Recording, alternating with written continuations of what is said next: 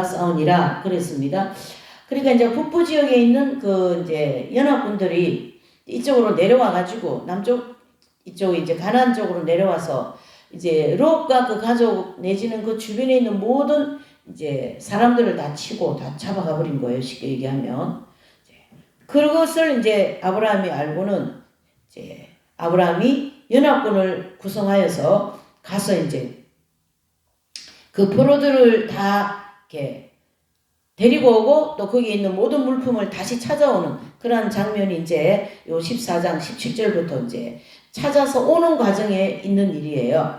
그래서 그 연합군을 격파하고 롯을 비롯한 포로들을 구출함은 물론 그 탈취를 당한 재물을 찾아서 당당하게 개선하는 그러한 이제 아브라함의 13절에서 16절까지의 내용입니다. 그래서 그 소돔 왕과 살렘 왕이 영접하는 장면이죠. 그러니까 이제 그 모든 것을 다 찾아서 전리품과 또 포로들을 다 데리고 오는 과정에서 이제 일어나는 사건이 이제 창세기 14장 오늘의 이 17절부터의 본문이죠. 그래서 이제 오는 과정에서 소돔 왕과 살렘 왕을 영접하는 그런 이제 일이 생긴 거예요. 그래서 저는 이제 이 장면을 이렇게 보면서 이 하나님께서는 이 아브라함을 이제 선택하지 않았습니까? 12장에. 그래서 갈대아 우르에서 아브라함을 이끌어내시고 아브라함을 통하여 어떤 일을 하시기 위하여 하겠다. 이게 하나님 입장이에요.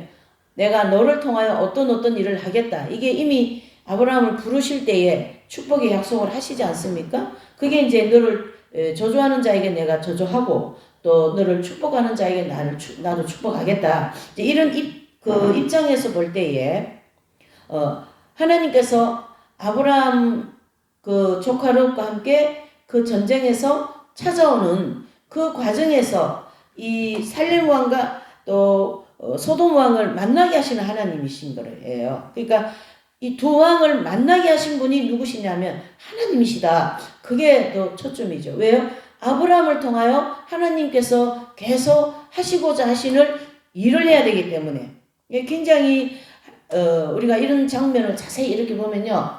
이 사람을 통하여 하시고자 하시는 일이 굉장히 중요하다. 그러니까 하나님은 우리가 보편적으로 사람을 통하여 일을 하신다. 그러시지 않습니까? 그러니까 지금 아브라함을 통하여 큰 일을 해 나가시고자 하시는 한 부분인 거예요. 이 부분이. 그러니까 결국 아브라함이 하나님을 만나고 지나가는 과정에서 또 이 한 사건이 이제 등장한 거죠. 그래서 소돔 왕과 살렘 왕을 영접하는 장면이고 또 이 본문에서는 그 두 가지의 사실을 이제 주목할 필요가 있어요. 첫째는 아브라함을 축복한 멜기세덱에 대해서 이제 우리가 볼 수 있고, 그 다음에 이제 살렘 왕은 당시 예루살렘의 왕이자 제사장으로 본문의 그 어떤 내용에 비춰볼 때 아브라함의 그 가계와는 별도로 이제 멜기세덱을 가리키게 한다. 그래서 그 멜기세덱 그 여호와의 신앙을 가진 인물이었다라는 거죠. 그렇죠? 그러니까 그 이 부분에 대하여서는 이제 되게 조심스럽게 다뤄야 되는데 학자들도 이제 조심스럽게 다루면서 이제 이런 말씀을 하고 있기는 있는데요. 이 부분에 대해서 이제 제가 오늘 이 히브리서 7장을 같이 이렇게 겸한 것은 요 14장을 가장 잘 대변해주는 성경이 신약 성경 히브리서 7장이에요. 그래서 이 멜기세덱 이분이 어떤 사람인가 누군가를 확실하게 그 히브리서 기자는 얘기를 해주고 있는 거죠. 기록을 하면서 그러면서 이제 이 히브리서 기자는 이 멜기세덱을 가리켜서 아비도 없고 어미도 없고 족보도 없고 그쵸? 그 시작한 날도 없고 생명의 끝도 없어서 하나님의 아들을 방불케 하여 항상 제사장으로 있다라고 히브리서 7장 3절에 말씀하고 있어요. 그러니까 그 존재에 항상 어떡합니까? 신비성을 강조하면서 그를 인간 대제사장 아론의 반차를 이제 초월하여 영원한 대제사장의 직무를 수행하고 계신 예수 그리스도를 옆으로 보고 있다라고 이제 그 히브리서 7장 11절에서 15절에 아주 잘 기록해주고 있어요. 그래서 이제 조금 우리가 이 히브리서는 좀 찾아서 읽어봐야 돼요. 요 좀 창세기는 다 이렇게 갈피를 해놓으시고 이제 그 7장을 이제 펴놓으시면요. 1절에서 3절에도 보면 이렇게 말하죠. 이 멜기세덱은 살렘왕이여 지극히 높으신 하나님의 제사장이라. 여러 임금을 쳐서 죽이고 돌아오는 아브라함을 만나 복을 빈 자라. 아브라함이 일체의 10분의 1을 그에게 나눠주니라. 그 이름을 번역한즉 첫째 의의 왕이요 또 살렘 왕이니 곧 평강의 왕이요. 아비도 없고 어미도 없고 족보도 없고 시작한 날도 없고 생명의 끝도 없어 하나님의 아들과 방불하여 항상 제사장으로 있느니라 그랬습니다. 그러니까 이 창세기 14장과 또 히브리서 7장은 짝이라고 볼 수가 있죠. 그러니까 이 살렘 왕에 대하여서 히브리서 기자는 어떻게 이렇게 정확하게 내용을 천명해 주고 있는가. 참 신비한 일이죠. 이게 결국은 이게 이제 하나님이 하신 일이다. 이렇게 볼 수가 있는 거죠. 그래서 이제 이 살렘 왕은 결국 예수 그리스도를 이제 예표한다. 이렇게 정리를 해주고 있죠. 그래서 이제 이 전쟁에서 이제 파하고 또 그 전쟁에서 가져오는 모든 전리품 내지는 포로들을 이제 찾아서 오는 아브라함에게 이 살렘 왕이라는 이 멜기세덱은 이제 아브라함에게 축복하는 내용이에요. 그래서 오늘 이 주제가 멜기세덱의 축복 이렇게 나온 것입니다. 그래서 이 결국 멜기세덱의 축복은 하나님의 축복이요. 또 그 하나님의 축복이 아브라함을 통하여 저와 여러분들에게 이루어진다. 이렇게 볼 수가 있는 거죠. 그래서 하나님께서 아브라함을 통하여 믿음의 조상을 만드시고 또 아브라함을 통하여 축복의 통로를 만드시겠다라는 거죠. 그래서 우리의 모든 믿는 자들은 아브라함에게 주어진 축복이 우리에게도 주어진다라는 것을 오늘 이 창세기 14장과 또 히브리서 7장을 통하여 말씀해주고 있습니다. 그래서 이제 여기 PPT에도 보면 히브리서 7장 1절에서 3절, 그 다음에 11절에서 15절의 말씀이라고 이렇게 나와 있습니다. 그래서 멜기세덱은 살렘 왕이요 지극히 높으신 하나님의 제사장이라 그랬습니다. 그래서 이제 이 내용을 결국은 고린도후서 12장 9절을 보면 내 은혜가 내게 족하다 이런 말씀 나오거든요. 사도 바울에게. 결국 이 은혜를 살렘 왕과 같은 지극히 높으신 하나님의 제사장 누구십니까? 신약에 오셔서는 그 대제사장이신 예수 그리스도를 통하여 우리 모두에게 은혜를 베푸시겠다라는 거죠. 그래서 우리가 이제 보면은 은혜의 보좌 앞에 담대히 나가라 그랬습니다. 이 히브리서 기자는 은혜의 보좌 앞에 담대히 나가라. 우리가 은혜를 받으려고 그러면 하나님의 보좌 앞에 나와야 된다라는 거죠. 하나님의 은혜가 우리 모두에게 임하게 하기 위해서는 하나님께서 아브라함을 통하여 그 은혜를 우리에게 베풀어 주시겠다라는 것을 오늘 창세기 14장과 또 히브리서 7장을 통하여 다시 한번 말씀해 주고 있는 거죠. 또 거기 이제 보시면 살렘 단어를 하나 보시면 살렘이라는 단어는 결국 샬롬이라는 단어인데요. 평강이라는 뜻이죠. 평강 또 평화 그렇죠. 그래서 우리가 이렇게 인사하고 이럴 때 우리 이제 기독교인들은 샬롬 이렇게 하지 않습니까? 그 인사말이라는 거예요. 그래서 이제 이스라엘 가면은 그 이스라엘 사람들은 그냥 보편적인 인사가 샬롬입니다. 그래서 샬롬 샬롬 샬롬 뭐 이런 찬양도 있고 그렇지 않아요? 그러니까 그 샬롬은 결국 살렘인데 그 살렘은 평강이라는 뜻이다. 이 가정에 주님의 평강이 임하기를 원합니다. 당신에게 주님의 평강이 임하기를 원합니다. 라는 그러한 단어의 뜻이다. 이렇게 볼 수가 있는 거죠. 그래서 이제 그래서 그 다음에 이제 거기면은 멜기세덱이죠. 멜기세덱이라는 이 단어는 의의 왕이요 그랬습니다. 그래서 영적인 존재라는 거죠. 결국 창세기 14장에는 이렇게 보이는 것을 이렇게 말씀하지만 거기는 다 영적인 내용이 들어있다. 이렇게 볼 수가 있는 거죠. 그리고 이제 거기 보시면 이제 떡과 포도주를 가지고 나왔으니 멜기세덱은 전쟁으로 지친 아브라함과 그 군사에게 가나안의 주산물인 떡과 포도주를 가지고 나갔다. 이렇게 얘기하거든요. 이제 이 말씀은 대체적으로 이제 뭐 학자들마다 약간 이제 접목하는 게 내지는 해석하는 게 좀 다르긴 한데요.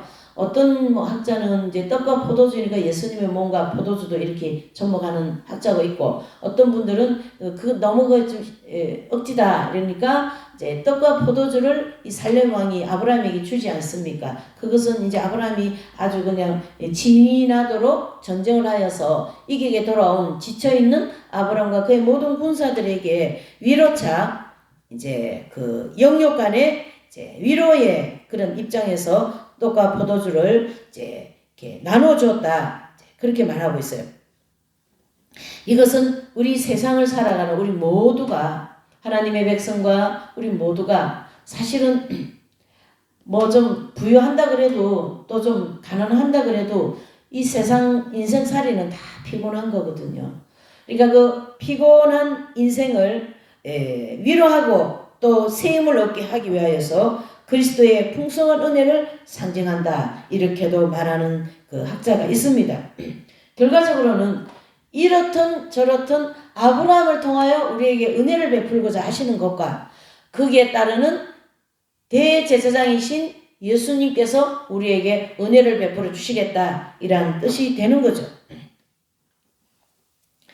그래서 하나님께서는 오늘 이 본문을 통하여서 그렇죠? 아브라함의 그 믿음이라는 그 조상의 믿음을 통하여서 저와 여러분들을 예수님을 믿는 우리 모두에게 하나님의 놀라운 은혜를 베풀어 주시겠다. 그런 뜻입니다. 그게 그 은혜라고 하는 큰 하나의 타이틀 안에 다양한 게 들어있죠.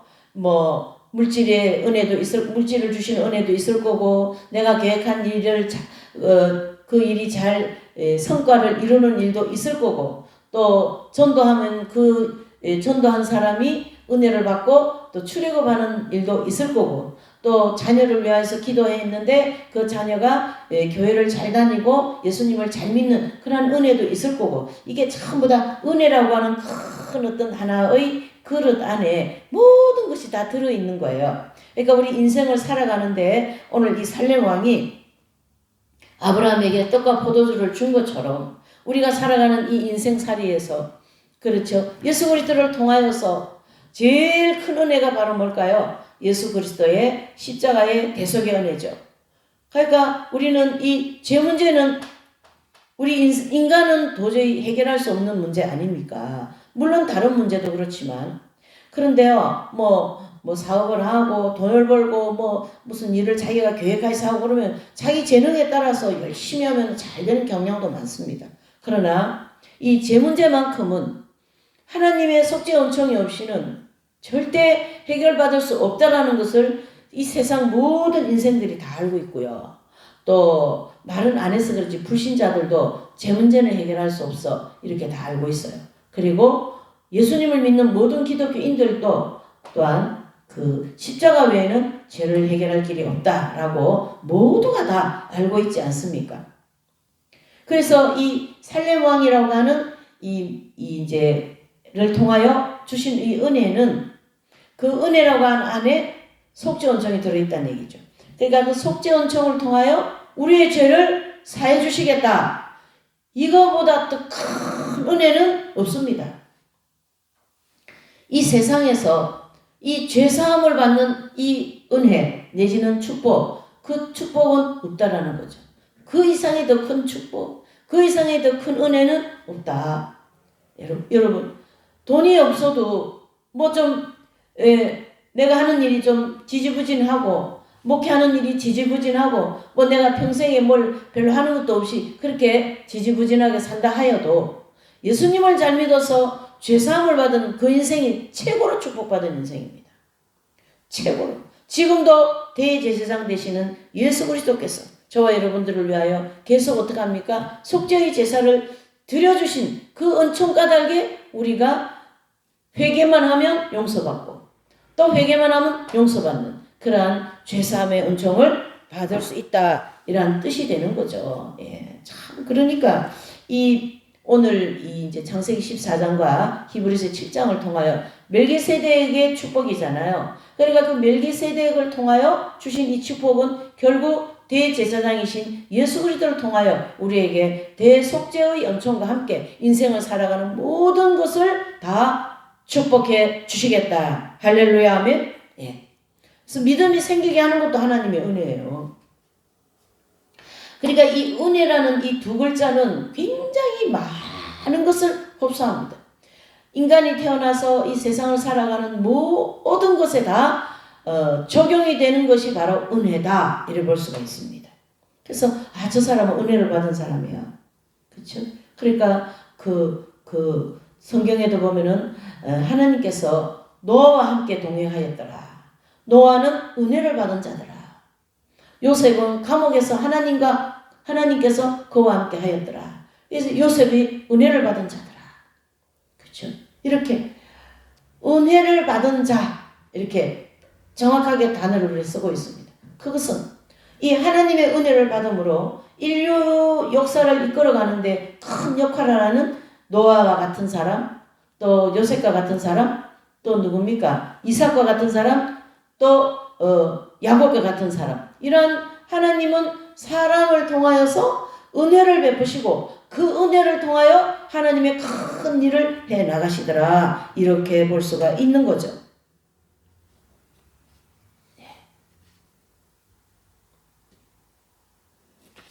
그러니 참 우리 인생이 얼마나 하나님의 은혜를 받은 사람은 그 사람은 복된 사람인가 이렇게 볼 수가 있습니다. 여러분. 그렇게 해서 먼저 이 떡과 포도주를 가지고 나왔으니 이 멜기세덱은 전쟁에서 지쳐있는 아브라함과 그 군사에게 가나안의 그 가장 좋은 그 주산물인 떡과 포도주를 가지고 나왔다. 이것은 하나의 큰 상징을 이제 우리에게 보여주고 있다는 얘기죠. 그래서 우리가 살아가는데 필요한 모든 먹을 거, 입을 거, 살 거, 모든 것을 다 하나님의 은혜 안에서 우리에게 공급해 주시겠다. 그런 뜻이 되는 거죠. 그러므로 따라서 우리는 무엇이든지 감사해야 된다. 우리가 지난주에 그 추수감사 주일 보내면서 이제 예배를 드리기도 하고 합니다만은 무엇이든지 감사해야 된다.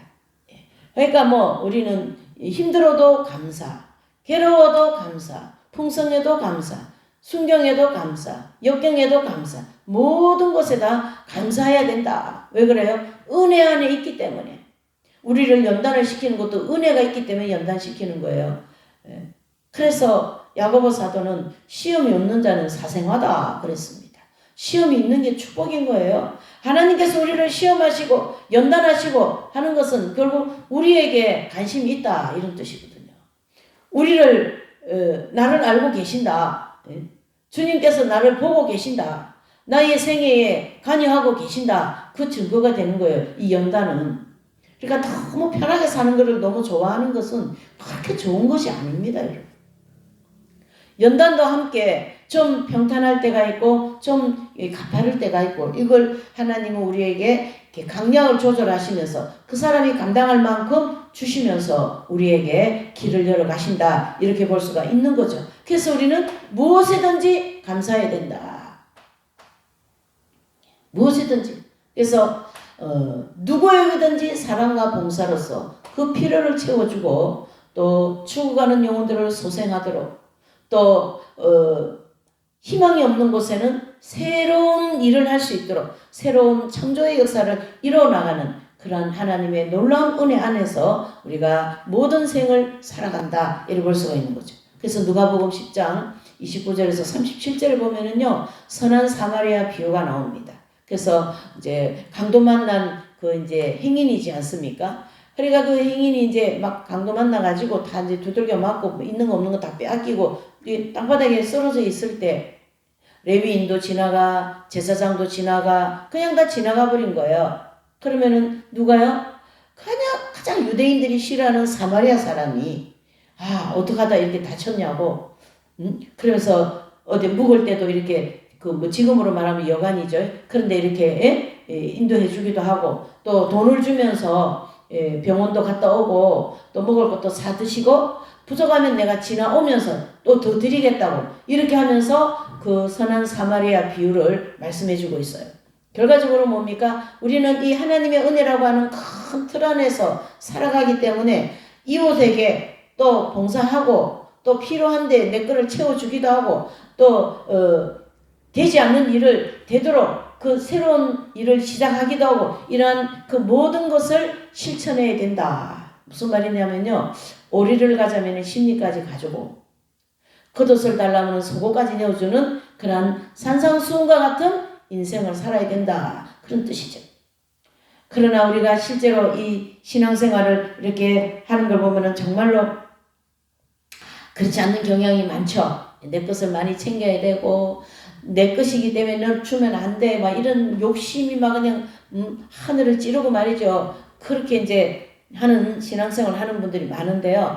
이제 지금은 뭐 그렇게 욕심을 부려도 뭐 별로 하나님의 관여가 없는 것처럼 보이지만 결국 그 욕심이 그 사람에게 죄를 낳게 하고 그 욕심이 죄 때문에 자기의 인생을 망가뜨리는 그러한 길로 가게 되더라고요. 보면. 하나님이 그거를 관여하여서 욕심을 버리게 하고 또 다시금 새로운 신앙의 길을 열어갈 수 있도록 하나님께서 이런 적절한 연단과 함께 그 인생을 이끌어 가신다. 이렇게 볼 수가 있는 거죠. 그렇게 하면서 이제 저와 여러분들에게 결국 그 하나님의 은혜를 통하여서 그 멜기세덱의 축복을 오늘 이 말씀을 저희들에게 주시면서 내가 너에게 축복하겠다. 그런 뜻이 되는 거죠.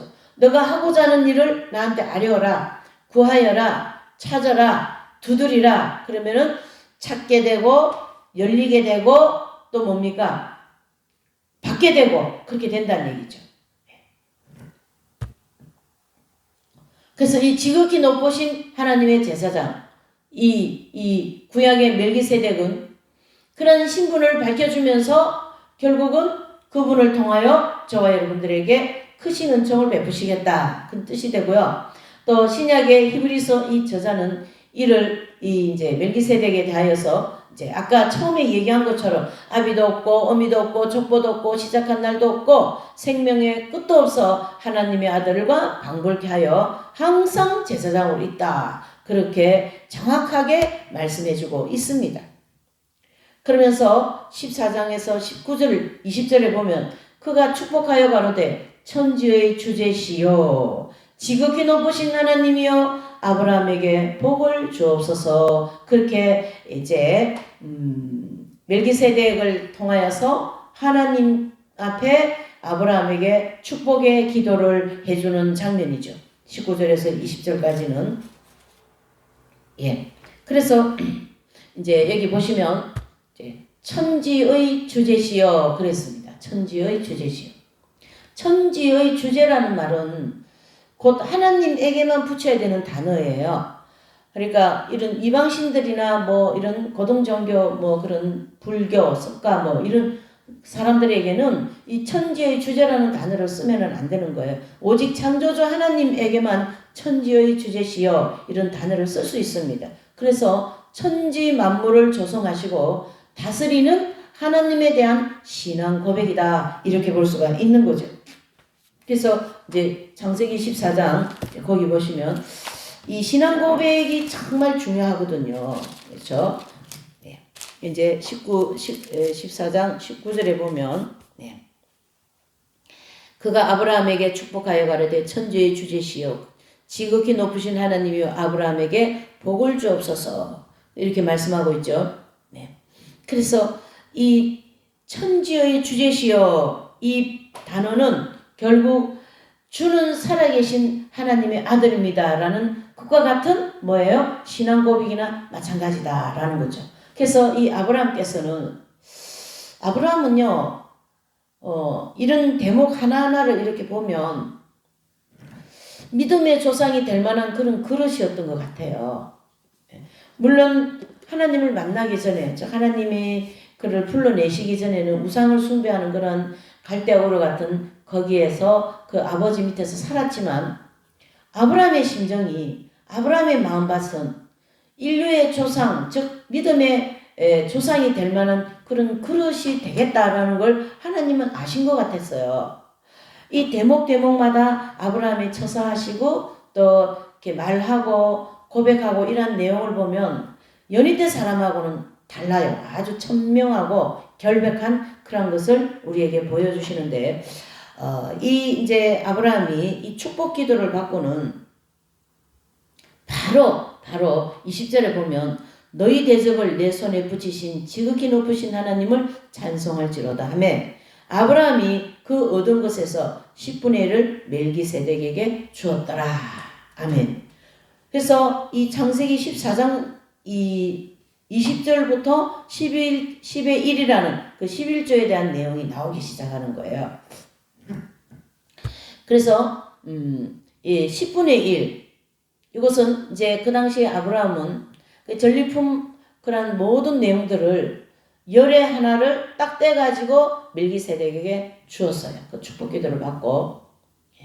그래서 이 11조에 대하여서 뭐 제가 이렇게 유튜브 이렇게 지나가다 보면 이렇게 헤드라인 같은 데 보면 11조로 해야 되는 건가? 11조는 11조 내는 게 하나님의 뜻인가 뭐 이런 헤드라인 같은 거 지나가다가 볼 수가 있어요. 근데 정말 그거는 말이 안 되는 얘기들이에요. 11조에 대해서 한번 보시면 레위기 27장 30절 33절에 보면 11조에 대해서 얘기가 나옵니다. 그런데 이 레위기 모세의 율법 이전에 모세의 율법 그 책이 성문화가 되기 전에 그렇죠? 되기 전에 이미 그 건동 지방에선 신전을 많이 이렇게 섬겼거든요. 그런 신전을 섬기는 그런 이제 그 회당이죠. 그러니까 그 신전 및 신전에서 봉사하는 사람들을 그 봉사하는 사람들에게 생계를 유지하기 위하여서 그분들이 이제 그 신전에서 매일 이제 유대인들 중심으로 보면 제사 드리고 하나님 앞에 매일 그런 일만 하니까 밖에 나가서 돈을 못 벌잖아요. 그러니까 이 12일 절을 통하여서 그들을 먹게 한다. 이게 고대 건동 시대부터 그 일이 진행되었다. 그 얘기를 하는 거예요. 지금 여기서 얘기하고 싶은 것은. 예, 그러니까 뭐 모세의 율법이 그 성문화되기 전부터 이 10의 1조 내지는 열의 하나를 바치는 것이 그 당연하다 이 얘기를 하는 거죠. 그래서 그 신전에서 봉사하는 자들의 생계를 위해 바쳤던 보편화된 제도였습니다. 그래서 그 제도에 따라서 이 아브라함도 이제 멜기세덱에게 자기가 가지고 나온 전리품 열의 하나를 딱 떼어가지고 그 이제 10의 1조를 바치는 모습을 볼 수가 있습니다. 자, 이 본문에서 얘기하는 이 아브라함이 멜기세덱에게 제공한 이 10의 1조는 그와 같은 어떤 보편적인 차원을 넘어서 하나님의 절대적인 주권, 거룩, 신성 그것을 인정하는 행위다 이런 뜻입니다. 그러니까 아브라함은 멜기세덱을 알아본 사람이에요. 그래서 멜기세덱에게 그 거룩하신 하나님의 제사장에게 내가 가지고 있는 열의 하나를 드리는 것이 마땅합니다. 라는 그런 하나님에 대한 절대적인 신뢰, 그 다음에 거룩함, 그 하나님의 주권, 그런 신성을 인정하는 거예요. 결국 이 10의 1조 안에 아브라함의 신앙 고백이 들어있다 이래 볼 수 있는 거죠. 그래서 베드로의 신앙 고백, 주는 그리스도시요 살아계신 하나님의 아들입니다. 도마 또한 주는 그리스도시여 살아계신 하나님의 아들입니다. 이렇게 고백하는 내용이 나오거든요. 그와 같이 아브라함 역시도 이 10의 1조를 통하여 거룩한 하나님을 더욱 어떻게 해요? 인정하고 그 예물을 드린 거기 때문에 오늘날과 같은 이 너무 막 이 한국교회 내지는 뭐 다른 나라는 어쩐지 잘 모르겠어요. 대한민국은요 이 11조에 대해서 너무나도 많은 기복화를 만들어 놨어요. 그래서 이 11조를 내면은 부자로 살고 11조를 안 내니까 뭐 가난하게 산다 뭐 이런 얘기를 너무 많이 이렇게 성도들한테 가르쳐놔가지고 그게 기복주의적인 11조가 돼버렸어요. 그러니까 말라기 3장 10절을 막 그냥 막 넘치도록 채워줄 것이다. 많이 내어라. 하나님이 낸 만큼 100배로 막 채워준다. 막 이런 너무 많은 11조에 대한 좀 그런 좀 기복적인 그렇지 않습니다. 11조는 우리의 신앙의 고백이에요. 오늘 여기 나와 있는 하나님에 대한 절대적인 주권, 그분에 대한 거룩함, 또 하나님은 신성이지 않습니까? 거룩한 신이지 않습니까? 그 신성에 대하여서 어떻게 해요? 고백하고 인정하고 그분을 이렇게 높여드리는 그러한 의미가 담겨있는 11조다. 이렇게 보셔야 됩니다. 그래서 오늘 이 창세기 14장에 나오는 이 19절, 20절에 나오는 이 멜기세덱의 축복을 받고 아브라함이 11조를 내는 것은 결국 하나님의 거룩성을 인정하고 하나님의 신실함과 주권을 인정하는 신앙 고백이다. 이래 보실 수가 있습니다. 그래서 우리가 이 11조에 대하여서 너무 기복화하는 것도 문제이지만 또 11조를 안 하는 것도 문제예요. 11조를 꼭꼭 해야만이 되는 거예요. 그게 내 신앙의 어떡합니까? 고백이니까요. 주님, 우리 가정에, 이 교회에, 나의 사업에, 나의 모든 손길에 이와 같이 축복을 내려주셔서 너무나도 감사합니다. 그 은혜에 너무 감사합니다. 하면서 하나님의 내 인생을 주권하시고 인정하시고 이끌어 가시는 그 신앙에 대한 고백으로 11조를 드려야 돼요. 그러니까 11조 또 막 안 내면 또 안 냈다고 거기에 따르는 11조 안 했기 때문에 그렇게 하나님이 사업이 망하게 되다 그렇게 또 얘기해도 안 되고요. 또 11조를 안 해도 안 되고요. 11조에 대한 온전한 생각과 바른 그 개념 그 다음에 신앙은 이 오늘 멜기세덱의 축복과 아브라함이 드리는 이 관계에서 이루어져야 된다. 이래 볼 수가 있는 거죠. 그래서 아브라함은 멜기세덱이라는 이분을 하나님의 대제사장으로 인정했다. 그것은 예수 그리스도의 대제사장이신 예수 그리스도를 우리는 믿고 그분의 뜻을 따른다라는 그러한 입장에서 11조를 해야 된다. 이래 볼 수가 있는 거죠. 그래서 멜기세덱의 축복의 선언에 대한 감사의 표시와 아울러 그의 거룩한 제사장 직분을 인정한다는 함축적인 의미가 그 속에 들어있다라는 거죠. 그러니까 이 지금 19절에서 20절에 나오는 이 축복 기도와 함께 아브라함이 드려진 11조는 지금 저와 여러분들이 또 오늘날 우리 모두가 생각하는 그러한 좀 기복주의적인 11조 그런 신앙 고백이 아니죠. 굉장히 중요한 내용을 오늘 여기서 다뤄주고 있습니다. 네. 그래서 하나님께서는 결과적으로 저와 여러분들을 어떻게 합니까? 이 멜기세덱의 축복과 같은 예수 그리스도를 통하여 우리에게 주신 이 모든 축복의 은혜를 하나님이 우리에게 원하시는 이제 계명을 주시지 않습니까? 그렇죠? 그 계명을 지켜라. 그렇게 말씀합니다. 그래서 뭐 주일 성소라든가 11조 생활이라든가 하나님 앞에 감사하는 생활이라든가 또 그 산상수훈에서 얘기하는 그런 모든 말씀을 우리에게 지켜라고 복음을 주셨거든요.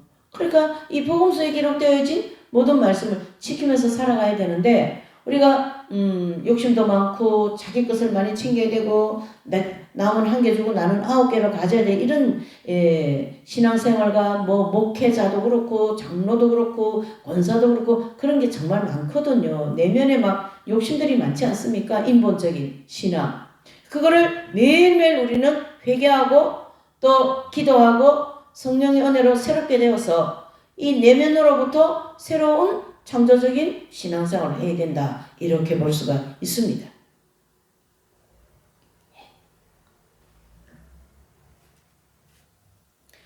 마지막으로 그가 왕이면서도 제사장 직분을 수행하는 특별한 위치에 있었기 때문에 이제 이 히브리서 기자는 그것을 이렇게 잘 정리하여서 이제 그 아론의 반차를 통하여 그래서 아론의 반차를 초월한 자로서 영원한 대제사장 직무를 수행하고 계신 예수 그리스도를 이제 예수해 주는 그런 존재로 인정하고 있다. 이렇게 볼 수가 있으면서 오늘 이 멜기세덱의 축복이라고 하는 이 창세기 14장과 그 다음에 히브리서 7장의 이 모든 말씀들을 오늘 저와 여러분들에게 이 대강절을 지금 이제 우리가 지나고 있거든요. 대강절을 지나면서 더 많은 그 은혜를 받으시고 또 지금은 시대적으로 너무 많은 죄가 난무하여 있는 이 시대이기 때문에 더 깨어서 기도해야 되고 또 말씀으로도 튼튼하게 무장해야 되고 그렇습니다. 정말 이런 여러 부분을 보면 안타까움이 정말 너무 많아요.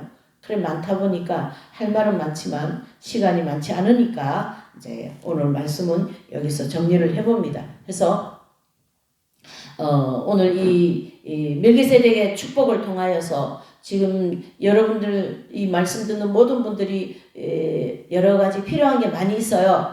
그래서 이제 뭐 세수만 교회 같은 데는 이제 지금 12월 달 또 사경회 해야 되고 12월 7일부터 10일까지 주일 저녁부터 이제 수요일까지 이제 계시록 사경회가 있거든요. 이제 그러면 이제 또 전도대원도 내려와야 되고 또 물질도 필요하고 또 전도도 저기 인맥 전도도 해야 되고 또 주방의 봉사 또 여기 사경에 또 필요한 제반 전체 봉사할 분들 다 손길이 필요한 거예요.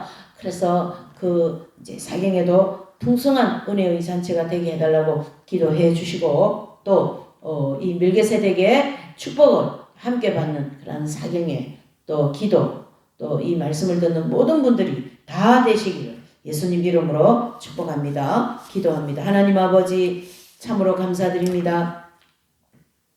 오늘도 저와 여러분들에게 귀한 이 멜기세덱의 축복을 통하여 다시 한번